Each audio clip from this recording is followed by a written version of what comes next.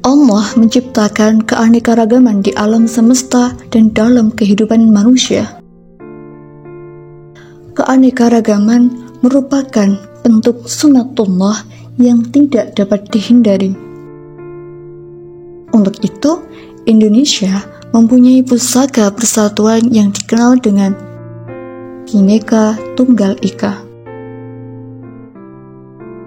Bhinneka Tunggal Ika merupakan simbol kesatuan bagi perbedaan yang ada di Indonesia. Keanekaragaman suku, bangsa, agama, dan bahasa merupakan aset yang harus tetap dijaga demi keberlangsungan keharmonisan negara Indonesia. Namun demikian, realitanya adanya perbedaan terkadang malah menjadikan konflik sosial di tengah-tengah masyarakat. Salah satu isu yang sensitif adalah terkait perbedaan keyakinan antar umat beragama. Misalnya, menjelang akhir Desember, biasanya akan muncul adu argumen terkait persoalan Natal. Selain itu, ada juga pelarangan berdirinya tempat beribadah dan bahkan ancaman ketika sedang melakukan beribadah. Namun hal itu bukan satu-satunya perselisihan yang ada di masa ini. Jangankan beda agama, bahkan yang agamanya sama pun juga kerap menuai perbedaan dan juga konflik. Konflik agama terjadi karena perbedaan keyakinan, prinsip, dan juga ego manusia. Kebinekaan agama mengajarkan Muslim untuk menghargai agama lain selain Islam. Chak Nur, seorang pemikir agama Islam pertama di Indonesia yang berani untuk speak up tentang ayat-ayat toleransi. Dikutip dari salah satu karya puisinya yang mengisikan tentang toleransi, yakni Islam, Peradaban.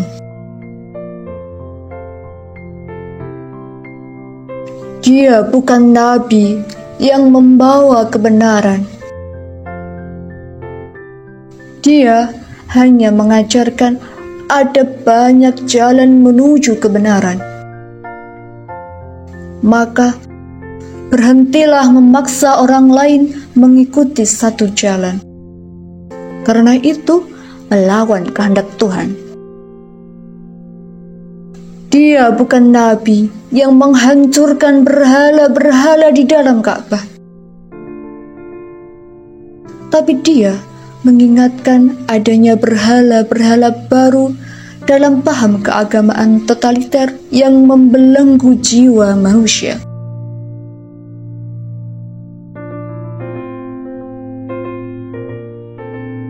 Dia juga bukan utusan Tuhan yang membawa risalah kenabian. Dia hanya mengingatkan bahwa para nabi membawa ajaran yang sama dan bahwa agama-agama adalah satu dan berasal dari yang satu.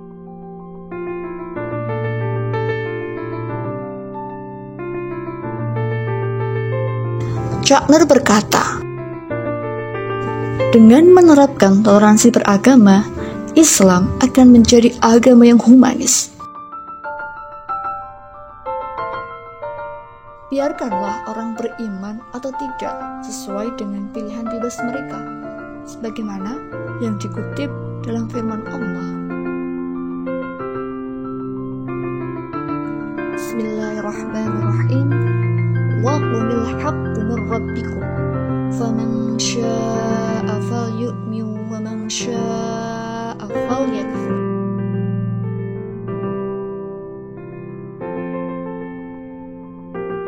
Dan katakanlah Muhammad, kebenaran itu datangnya dari Tuhanmu. Barang siapa menghendaki beriman, hendaklah dia beriman. Dan barang siapa menghendaki kafir, biarlah dia kafir. Surah Al-Kahfi ayat 29.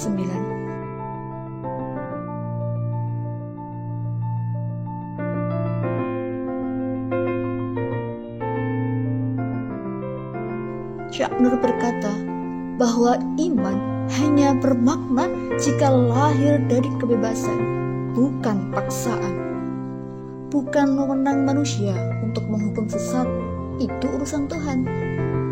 Urusan manusia adalah fastabiqul khairat, ini berlomba-lomba dalam kebaikan.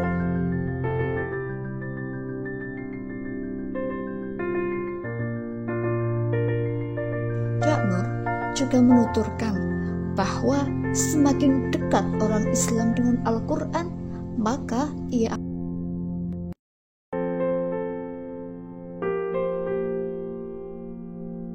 sebaliknya, semakin jauh dari Al-Quran, maka ia juga akan semakin tidak toleran.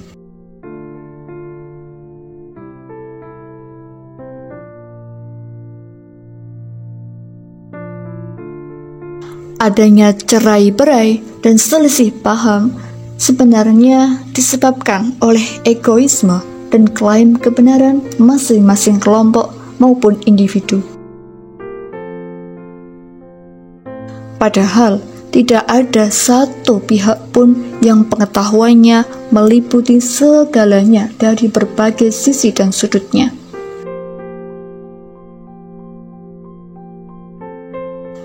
Dengan merasa paling benar, seseorang atau suatu kelompok akan cenderung untuk merasa paling baik dan mempunyai hak untuk menghina yang lainnya. Hal inilah yang menjadi sumber dari perselisihan dan dekadensi moral.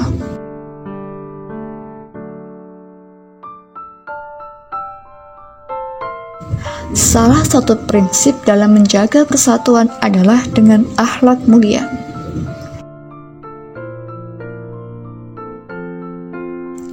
Gus Dur pernah berkata, "Tidak peduli apapun agamamu atau sukumu, kalau kamu bisa melakukan sesuatu yang baik untuk semua, orang tidak akan pernah tanya apa agamamu."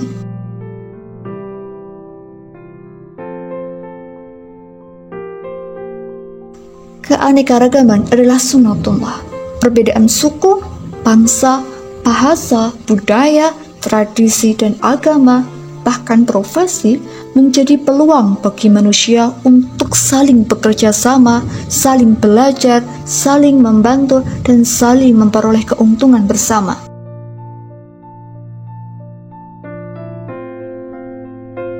Perbedaan menginspirasikan setiap individu maupun kelompok untuk saling berlomba dalam kebaikan dan meraih prestasi dalam mewujudkan kehidupan yang maju, bermartabat, damai, dan sejahtera. Maka dari itu, penting bagi kita untuk mau dan terus menyuarakan terkait pentingnya toleransi beragama, agar terwujudnya kerukunan, kerjasama, kesejahteraan, kedamaian, dan kebahagiaan hidup bersama, serta agar terhindar dari konflik yang merugikan baik moral maupun materi. Salam perdamaian.